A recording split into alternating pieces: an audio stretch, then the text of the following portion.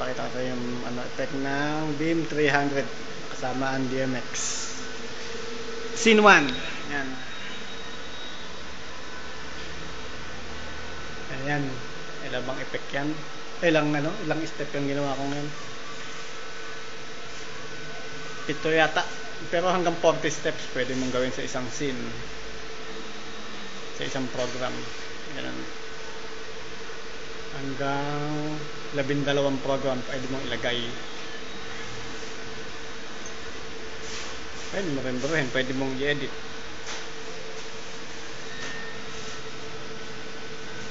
Maganda, magkalayo. Magkalayo. Ito si Mami. Tama na yung magkalayo order.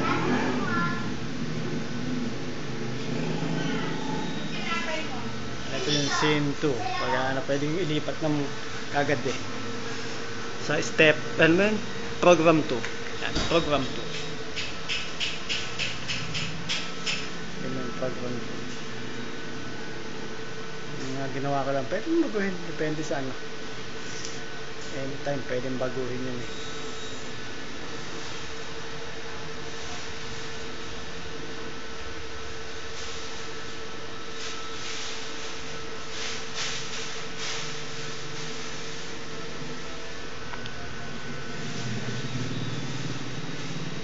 Simple lang ginawa ko. Simple lang.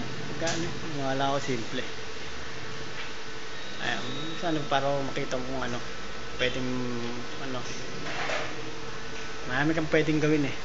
Maraming program na pwedeng lahat maisip mo. Ito yung isa. Pa-strobe siya.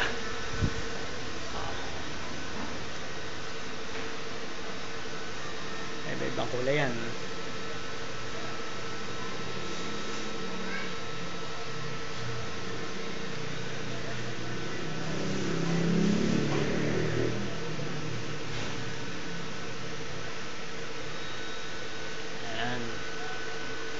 Ito may effect dun sa dahan-dahan yung tapos nagpapalit yung pati gobo, tapos bigla siya mag-i-strobe. Yan, depende sa speed na gusto mo eh. Niligaw akong speed yan. May ginawa akong speed eh. Simple na ginawa akong speed. Kaya pwedeng bilisan eh. Pwedeng bilisan ng pagpapalit eh. Kaya natin yung ginawa ko sa 1. Yan. Ayun program 1.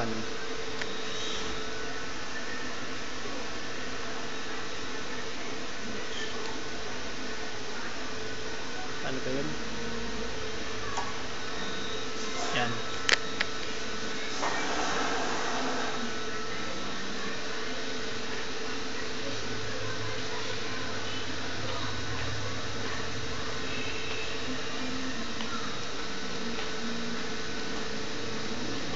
Ano ba yun? Nakakapain mo lang dito yung speed niya. Yan. Yan, mabilis siyang magpalit.